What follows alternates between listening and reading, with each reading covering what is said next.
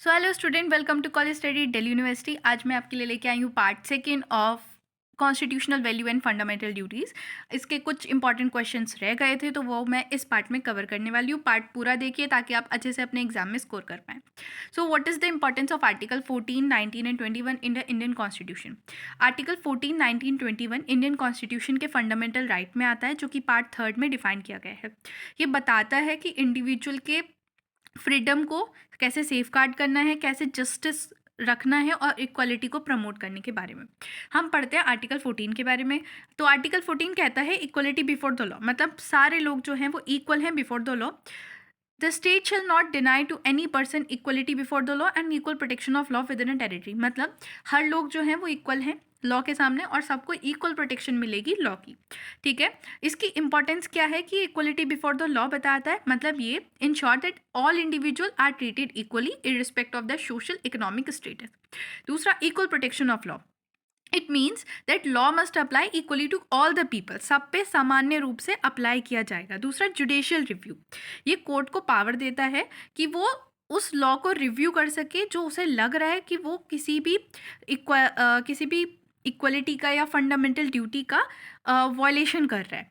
Then आता है strengthen social justice. ये एक सेफ गार्ड की तरह एक्ट करता है against the arbitrary and unjustice law. Then आ जाता है हमारा आर्टिकल 19। आर्टिकल 19 हमें प्रोटेक्शन प्रोवाइड करता है सर्टेन राइट को regarding a freedom of speech. इसकी प्रोविजन क्या है? All citizen shall have a right. सारे सिटीजन्स को ये राइट है। क्या, किस किस चीज़ के राइट है? कि freedom of speech and expression, आप कुछ भी बोल सकते हैं, कुछ भी कर सकते हैं, आप पीसफुली असेंबल हो सकते हैं, आप फॉर्म कर सकते हैं एसोसिएशन या यूनियन, आपकी इंडिया की पूरी टेरिटरी में फ्रीली मूव कर सकते हैं, आप इंडिया के किसी भी पार्ट में सेटल हो सकते हैं, आप कोई सा भी प्रोफेशन प्रैक्टिस कर सकते हैं। देन इसकी इंपॉर्टेंस क्या है? The freedom of speech and expression allow करता है इंडिविजुअल को कि वो अपनी जो व्यूज़ हैं किसी डर के बगैर सामने रख सके। Freedom of assemble and association allow करते हैं सिटीजन्स को कि वो गैदर हो सके, प्रोटेस्ट कर सके, और उन्हें एम्पावर करता है कि वो अपने थॉट कलेक्टिवली कह सके। Then freedom of movement and settlement, ये पीपल को अलाउ करता है कि वो कहीं भी जा सके कंट्री में, वो एक फ्रीनेस फील कर सके। देन आता है फ्रीडम टू प्रैक्टिस प्रोफेशन। ये लिबर्टी देता है लोगों को कि वो कोई भी ऑक्यूपेशन को चूज़ कर सके। जैसे कि पहले ऐसा होता था कि ऑक्यूपेशन डिफाइन थी कि अगर आप पंडित हैं तो आप वेद ही पढ़ेंगे, बट इसकी हेल्प से अब आप कुछ भी कर सकते हैं, you are free. Then reasonable restrictions, जो फ्रीडम हमारे ये जो फंडामेंटल फ्रीडम्स हैं वो एब्सोल्यूट नहीं है। कुछ रिस्ट्रिक्शंस लगाए गए हैं on a ground of security, public order, morality and sovereignty of country. Then आ जाता है आर्टिकल 21। आर्टिकल 21 आपको प्रोटेक्शन देता है लाइफ एंड पर्सनल लिबर्टी की। ये कहता है no person shall be deprive of his personal and of his life और personal liberty except according to procedure establish by law. इसकी इंपॉर्टेंस क्या है? Right to life and a personal property. Article 21 guarantee करता है कि no individual is deprive of their personal liberty, मतलब कोई भी इंडिविजुअल की जो पर्सनल लिबर्टी है, प्राइवेसी, उस वो हैम्पर ना हो। दूसरा, ये इंटरप्रेट करता है interpretation of life. Supreme court ने कहा कि लाइफ का मतलब सिर्फ ये नहीं कि आपका फिजिकल एग्जिस्टेंस हो, बल्कि सुप्रीम कोर्ट ने ये कहा कि लाइफ का मतलब सिर्फ इतना नहीं है कि आपका फिजिकल एक्सटेंड हो, बल्कि ये भी है कि आपके पास राइट हो कि आप डिग्निटी के साथ रह सको, आपके पास राइट टू एजुकेशन हो, हेल्थ, प्राइवेसी, क्लीन इन्वायरमेंट हो। दूसरा है protection against arbitrary state action. ये ना एक इंसान को प्रोटेक्ट करता है कि उसे कोई भी आर्बिट्री एक्शन से प्रिवेंट करता है, मतलब कोई भी आके एकदम से आपको से अरेस्ट नहीं कर सकता, कि उनको अलाउड होता है कि पहले वो एक लीगल और फेयर प्रोसीजर को फॉलो करें। देन आता है extensive scope. Supreme court has expand the scope of article 21 to include the various right under it like the right to privacy. Supreme court ने क्या किया है अभी फ़िलहाल में, ये जो आर्टिकल 21 था इसको और ज़्यादा एक्सपेंड करा है और राइट टू प्राइवेसी भी इसमें इंक्लूड करी है। और इसका एक लैंडमार्क जजमेंट था, that is KS Puttaswamy versus union of Indian case. ये आप अच्छे से याद रख सको तो बहुत अच्छा है। आप constitution value and fundamental duties में अगर केस एंड सेक्शन आर्टिकल्स लिख कर आएंगे तो बहुत अच्छा रहेगा। Then fundamental to human dignity. Article 21 जो है वो अपहोल्ड करता है ह्यूमन डिग्निटी को, इंश्योर करके कि कोई भी डिप्राइव ना कर सके इसेंशियल राइट्स को विदाउट ड्यू प्रोसेस, मतलब कोई प्रोसेस के बगैर। ऐसा नहीं है कि आपके कोई भी राइट आके छीन ले।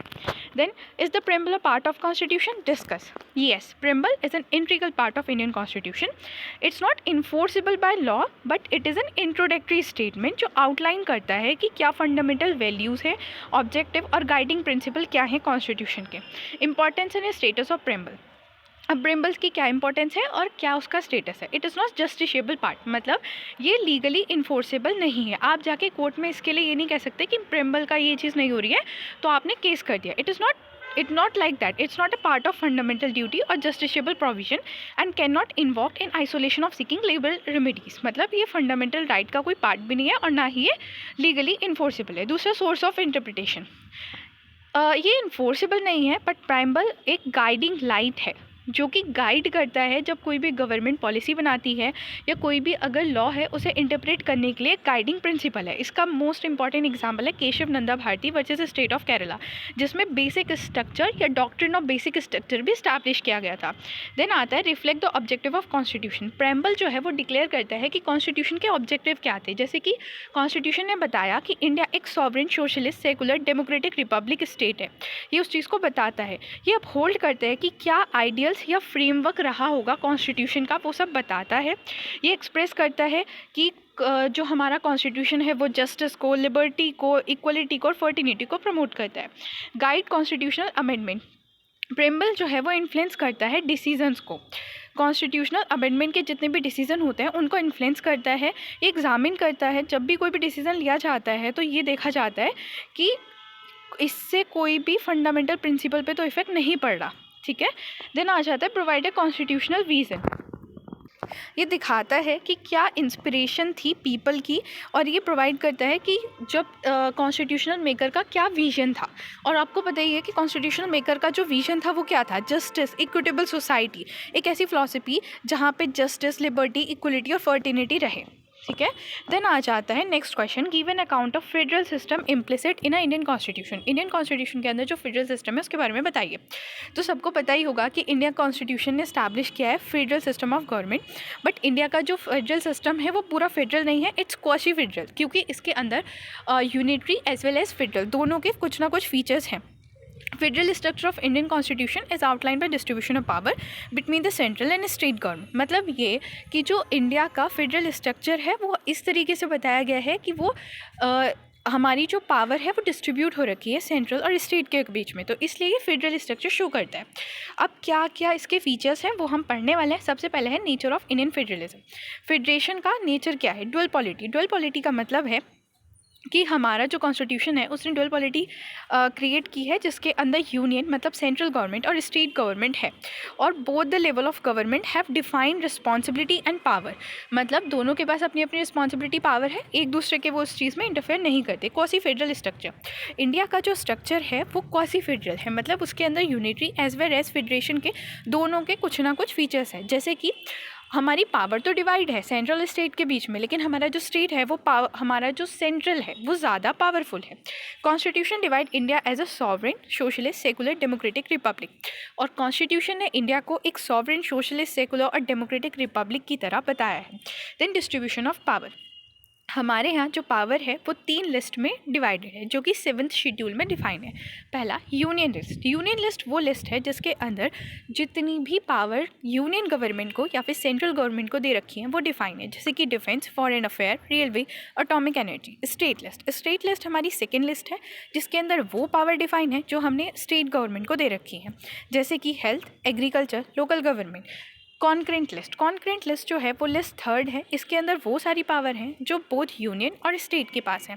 लेकिन अगर कहीं भी ऐसा होता है कि यूनियन और स्टेट का मैटर एक दूसरे को कॉन्ट्राडिक्ट करता है तो यूनियन का जो स्टेटमेंट होता है या फिर यूनियन का जो डिसीजन होता है वो सुप्रीम होता है, जैसे कि criminal law, education, marriage. Union list give the central government significant authority over national matters, while the state per list provide state the autonomy over the regional and local issues.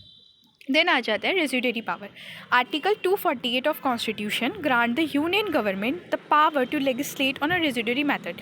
जो भी हमारे subject in 3 list में mention नहीं है वो रेजिडेरी method है, और उन सब में डिसीजन लेने का जो हक है वो आर्टिकल 248 ऑफ द कॉन्स्टिट्यूशन ने यूनियन गवर्नमेंट को दिया है। रोल ऑफ प्रेसिडेंट, इंडिया का जो प्रेसिडेंट है वो बहुत ही सिग्निफिकेंट रोल प्ले करता है। आर्टिकल 356 बताता है क्या क्या पावर प्रेसिडेंट के पास है, जैसे कि उसके पास पावर है to dissolve the state legislature. मतलब इमरजेंसी का रूल लगा के प्रेसिडेंट कभी भी अगर उसे लगता है कि चीज़ें ठीक नहीं हो रही हैं तो वो इमरजेंसी रूल लगा सकता है और वहाँ पे डिसॉल्व कर सकता है स्टेट लेजिस्लेचर को।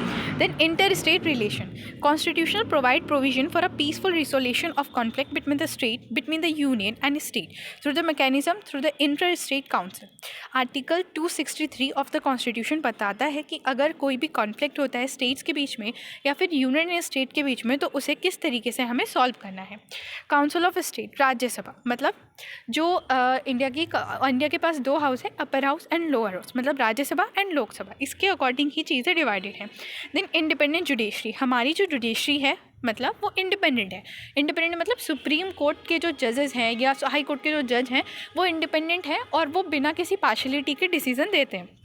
और सुप्रीम कोर्ट ऑफ इंडिया को गार्डियन ऑफ कॉन्स्टिट्यूशन भी कहा जाता है, जिसके पास पावर ऑफ जुडिशियल रिव्यू भी है। द नेक्स्ट क्वेश्चन है discuss the nature of secularism inherited in the constitution of India. आपको सबको पता है, मैंने पहले ही बताया है कि इंडिया एक सेकुलर स्टेट है, तो मतलब इंडिया का कोई भी रिलीजन नहीं है, वो किसी एक रिलीजन को प्रमोट नहीं करती है, उसके लिए सारे रिलीजन इक्वल है। तो उसी चीज़ को हमें बताना है। Secularism in Indian constitution refers to principle of treating all religion impartially without giving preferential treatment to anyone. Same बात कही गई है कि इसका मतलब ये है कि सारे रिलीजन इक्वल हैं और वो किसी को भी प्रीफरेंस ट्रीटमेंट नहीं देंगे। देन क्या क्या की एक्सपेक्ट है। पहला, non recognition of state religion. इसका मतलब ये है कि इंडिया के कॉन्स्टिट्यूशन में किसी भी रिलीजन को एज एन स्टेट रिलीजन का दर्जा नहीं दिया गया है। मतलब India is not a theocratic state. Theocratic का मतलब होता है जो किसी धर्म को प्रमोट करता है, जैसे कि पाकिस्तान, वो एक इस्लामिक कंट्री है तो वो एक थियोक्रेटिक कंट्री है, but India is not a theocratic country. Article 25 Indian constitution freedom of religion भी ग्रांट करता है, जिससे के हिसाब से कोई भी इंडिविजुअल अपने कोई से भी धर्म को प्रैक्टिस कर सकता है, प्रोफेस कर सकता है और प्रोपगेट कर सकता है। Then religious freedom and equity, article 25 से 28 of the Indian constitution freedom of conscious, freedom to practise propagate religion and freedom to manage a religious affair provide करता है।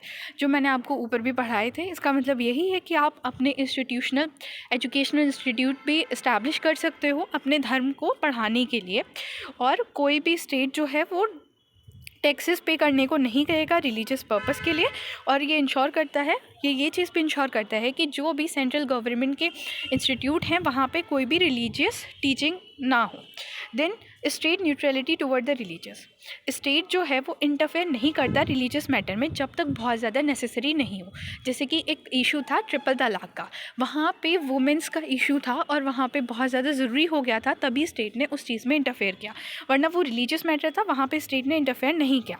स्टेट का जो रोल है वो न्यूट्रल ही रहता है, वो किसी भी चीज़ को किसी भी रिलीजन में फालतू में इंटरफेयर नहीं करता है, ठीक है।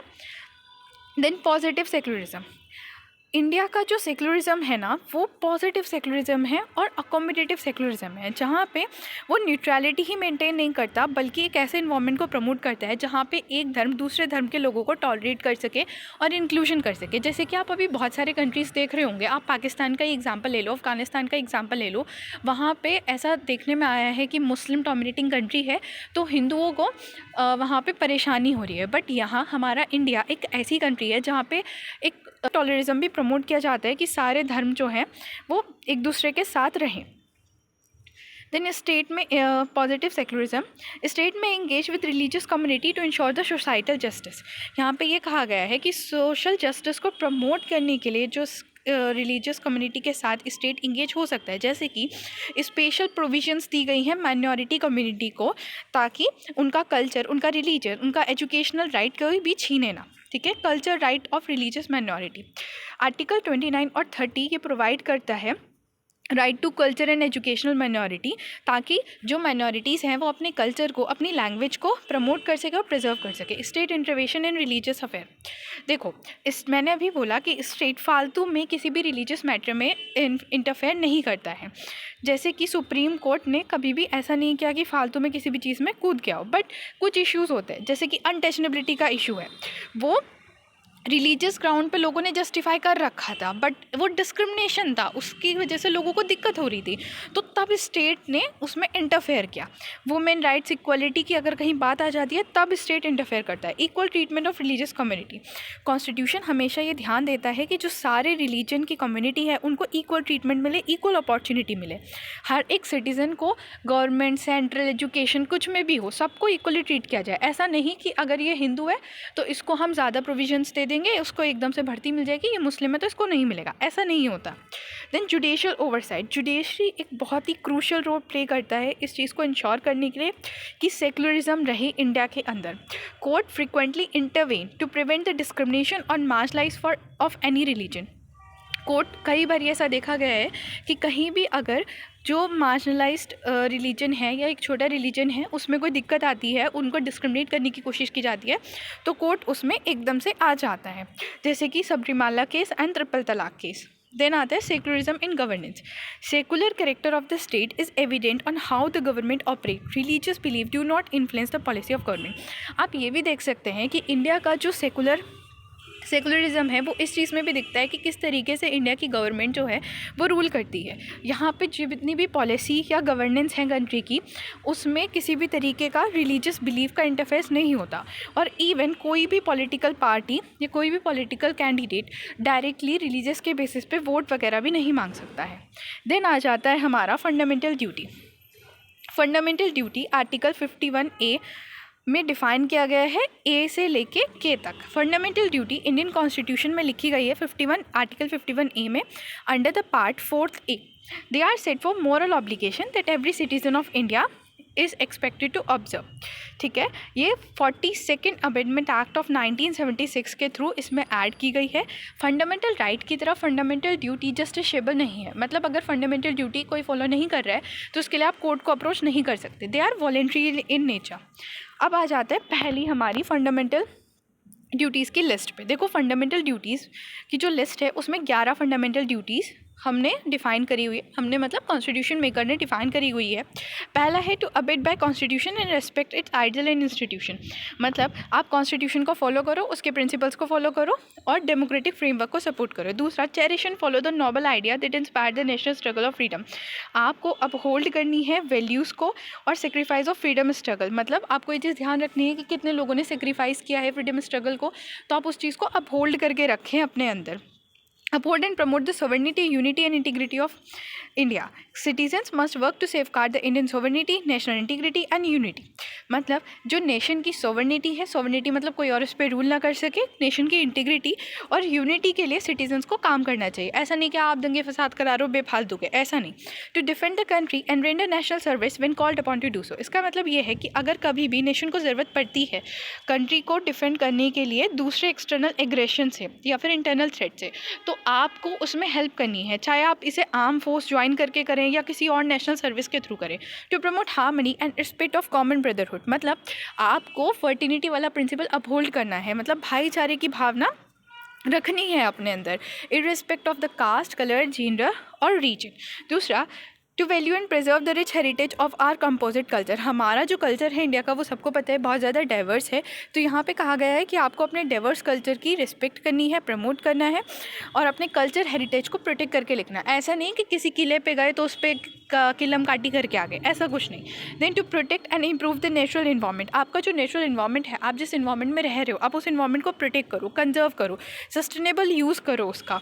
देन आता है to develop the scientific temper, humanism and the spirit of inquiry and reform, ये इनकरेज करता है सिटीजन्स को कि वो एक रेशनल इंक्लूसिव माइंडसेट को रखें, साइंटिफिक रिसर्च करें, सोशल रिफॉर्म्स लेके आएँ जिससे ह्यूमन का वेलफेयर हो। To safeguard the public property and avoid the violence, मतलब आपको पब्लिक प्रॉपर्टी को प्रोटेक्ट करना है, गवर्नमेंट प्रॉपर्टी को भी प्रोटेक्ट करना है और किसी भी तरीके का दंगा फसाद नहीं करना है। To strive toward excellence in all sphere of individual and collective activity, ये सिटीजन्स की ड्यूटी है कि वो अपने पर्सनल और प्रोफेशनल लाइफ में बहुत अच्छा करें और कंट्रीब्यूट करें toward the welfare of the nation and the society. To provide opportunity for education to children between the age of 6 to 14, ये ड्यूटी है, रिस्पॉन्सिबिलिटी है सिटीज़न की, वो इंश्योर करें कि जो भी बच्चे हैं 6 से 14 एज के, उनको एजुकेशनल अपॉर्चुनिटी मिले, ताकि हमारे नेशन का जो फ्यूचर है वो ब्राइट हो सके। सो इसी के साथ आपका पूरा ये ख़त्म होता है। आप इस कंटेंट को पढ़ लीजिएगा। पार्ट 1 मैंने बना दिया था, ये पार्ट 2 है। अच्छे से दोनों को देख लीजिएगा। इसके अलावा आपको कहीं से कुछ भी पढ़ने की ज़रूरत नहीं है। आप बहुत अच्छे से अपने आंसर्स लिख के आ जाएंगे। एंड वीडियो को लाइक करें। Thanks for watching. चैनल को सब्सक्राइब करें।